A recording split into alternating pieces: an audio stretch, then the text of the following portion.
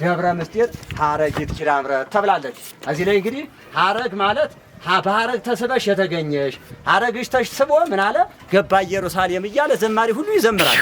በአምስተኛው ክፍለ ዘመን በአፄ ዮሐንስ ይቺ ገዳም ተገድማለች። እንግዲህ የመናንያን የሴቶች ገዳም የቅዱሳን የተሰወሩበት ብዙ ያሉበት አሁንም ተሰውረው የሚገኙ ዛሬም ከብዙ በጥቂቱ ቢሆን መነኮሳት ያሉባት ገዳም ይቺ ጥንታዊዋ ሀረጊት ኪዳነ ምሕረት ከ1500 በላይ ያሳለፈች ዘመን ነው።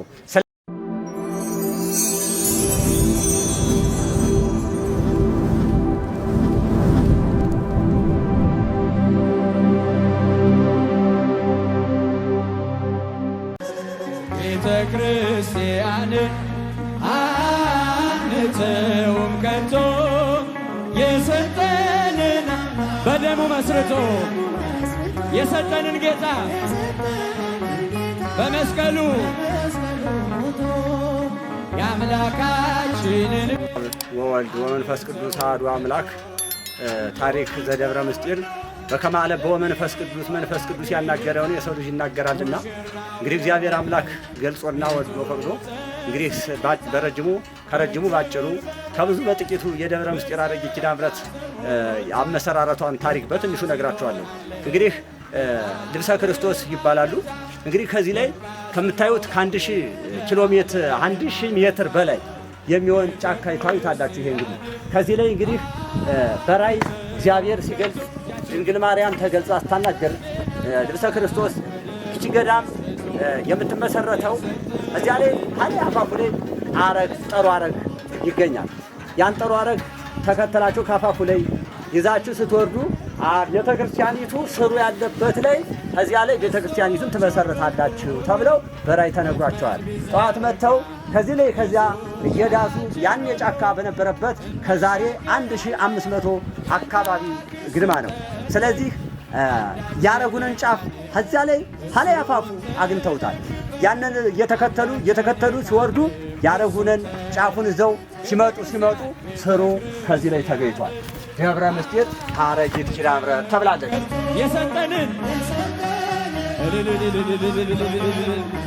የሰጠንን ጌታ በመስቀሉ ሞቶ እዚህ ላይ እንግዲህ ሀረግ ማለት በሀረግ ተስበሽ የተገኘሽ ሀረግሽ ተስቦ ምን አለ ገባ ኢየሩሳሌም እያለ ዘማሪ ሁሉ ይዘምራል። ይቺ ከሀረግ የተገኘሽ ማለት ነው። አስሩ ላይ ይህንን ትገኛለች። እንግዲህ ልብሰ ክርስቶስ ናት። ይችን ቤተክርስቲያን ለመጀመሪያ የተመሰረተችበት እንደዚህ ነው። ስለዚህ በአምስተኛው ክፍለ ዘመን በአፄ ዮሐንስ ይቺ ገዳም ተገድማለች። እንግዲህ ይሄ የምታዩት የመናንያን የሴቶች ገዳም የቅዱሳን የተሰወሩበት ብዙ ያሉበት አሁንም ተሰውረው የሚገኙ ዛሬም ከብዙ በጥቂቱ ቢሆን መነኮሳት ያሉባት ገዳም ይቺ ጥንታዊዋ ሀረጊት ኪዳነ ምሕረት ከ1500 በላይ ያሳለፈች ዘመን ነው።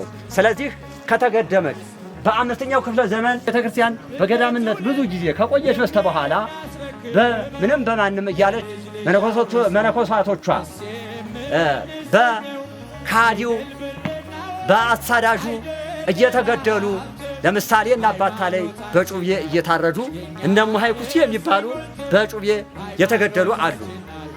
እነሙ አየልፈኝ እነኝን የመሳሰሉ በጩቤ ታርደው ከዚህ ላይ በሰማዕትነት ያረፉባት ገዳም ናት። ከዚያም ሲል ይሄ መነኮሳቶቹ በስቃይ በሰቀቀን ሲኖሩ ያለፉት አለፉ። ከዚያም ገዳሚቱ ተፈታ ለብዙ ጊዜ ትቆያለች። ስለዚህ ተፈታ ስትቆይ ከትንሽ ጊዜ በኋላ በሸዋ ቡልጋ አባ ናሁሰናይ የሚባሉ አባት በዚህ ገዳም ላይ እግዚአብሔር በቸርነቱ አምጥቷቸው አገሪቱን ያውቋት ቦታዋን ያውቋት እየዳሱ ጫካ እየጣሱ መጥተው ከዚህ ቦታ ላይ ተቀመጡ። እነኚህ አባ ናሁሰናይ የሚባሉ አባት እንደምታዩት እንግዲህ ይቺ ቤተክርስቲያን እንደገና በገዳምነት ሞክረው ትንሽ ይችላል እንደቻ አድርገው ሰርተዋት ይገኛሉ። ግን ከተሰራሽ ብዙ ጊዜ ስለሆናት ተሰነጣጥቆ ዛሬ አጋዥም ስለሌላት ቤተክርስቲያኒቱ በመፍረስና አደጋ ላይ በመውደቅ ትታያለች። እንግዲህ ይህ እንደምታዩት ሁሉ እነኚህ አባት ለብዙ ዘመናት ይቺ ቤተክርስቲያን ሲያገለግሉ ሲሰሩ ከቆዩ በኋላ በዚህ መንነው ሲኖሩ እሳቸውንም እንደዚሁ ጠላት ተነሳባቸው። ገዳሙን ለመፍታት ብዙ ስቃይ ደረሰባቸው። እነኝም አባት ከቤታቸው ተዘግተው በእሳት ተቃጥለው በሰማዕትነት ብዙ ስቃይን አይተዋል። እግዚአብሔር ፈውሷቸው ግን በኋላ ሰዓት ተነስተዋል። እግዚአብሔር ጥበቡና ቸርነቱ፣ አንድነቱ፣ በረከቱ ይህን ሁሉ ይገልጻል ስል ወደዚህ እንግዲህ የዚህ ታሪክ አገዳደም እዚህ ላይ እነግራቸዋለሁ። ስለዚህ እየዞርን ብዙ ታሪክ አሳያቸዋለሁ። ወደዚህ እንሄዳለን። ስሙ መስራት፣ ስለ ስሙ መኖር፣ በስሙ መሞት አይደል ምን ባያስደስተው።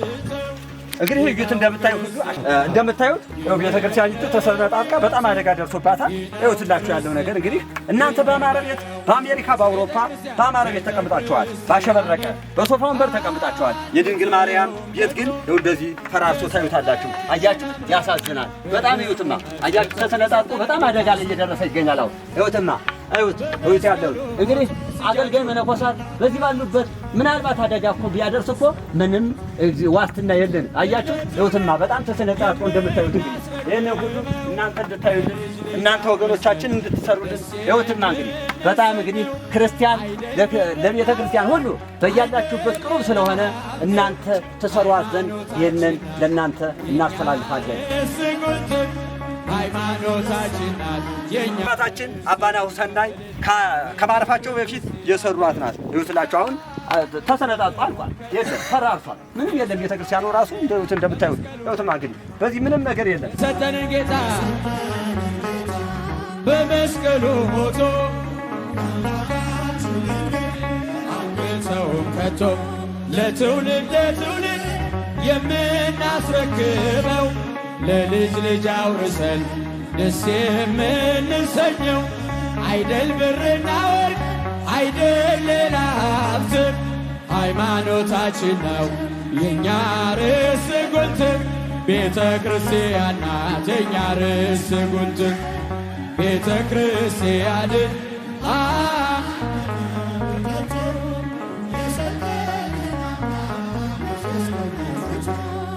የሰጠንን ጌታ በመስቀሉ ሞቶ የአምላካችንን ይህ ቤተ ክርስቲያኒቱ ሁሉ ስትመሰረት ጀምሮ ፍትሐ ነገሥትና ሲኖዶሱ ነው። ይሄ የገዳሚቱ ሲኖዶሱና ፍትሐ ነገሥቱ ነው። ይሄ ያረጊት ኪዳነ ምሕረት አንድነት ገዳም ፍትሐ ነገሥትና ሲኖዶሱ መጽሐፍ ይሄ ነው። የመጀመሪያው ከገዳሙ ጋር ተቀጥሎ ይሄ ያለው ምንድነው? ፍትሐ ነገሥት ሲኖዶስ ይባላል።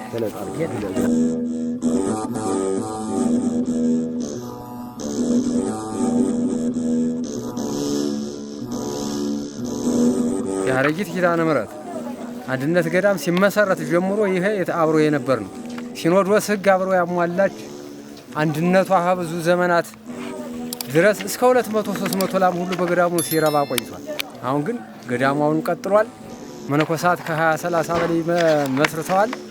ወደ አንድነት እየዞረ ነው። ካሁን በኋላ ህጋዊ ያለ መገልገልም አሁን አቃራቢ ቤተክርስቲያን ሰርተናል። ይቺ በአንድነት በአርምሞ ጸሎት እንዲደረግ አሁን አድርገናል። ይህ ሲኖዶስ መጽሐፈ ሲኖዶስ ፍትሐ ነገሥት መጽሐፍ ይባላል። ያረጊት ኪዳነ ምሕረት አንድነት ገዳም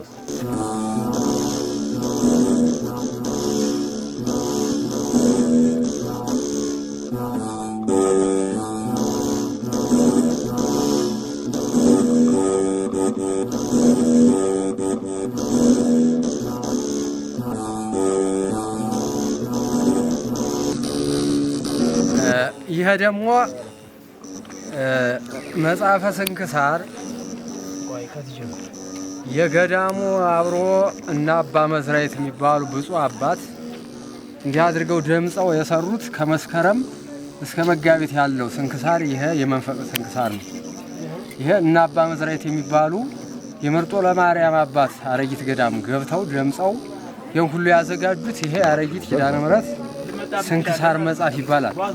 ይሄን የመሰለ አራቀው ይሄን የመሰለ ከፈረስና ከበቅሎ ነው ቆዳው ተወጣ የሚባል እና ይሄ ያረጊት ኪዳነ ምሕረት አንድነት ገዳም ያው የቅድም አባቶች የነጻድቁ ዮሐንስ ዳሩ ሰዓት ማሉ ገነት ብለው ገድመው ይሄን ሁሉ አስፍረውላት ይሄዱ ለዚህ ነው እና አሁን እዚህ ደኑ መሀልም አሁን ሰሌኑ ሁሉ አለ። የአባቶች እነ ማርያም ወልደ ማርያም ገብረ ማርያም ይባሉ ታክሻቸው ላይ ሰሌን የበቀለባቸው መቃብራቸው አሁንም ሰሌኑ አለ ይገኛል ማለት ነው። 50 ወጥ በስተራስ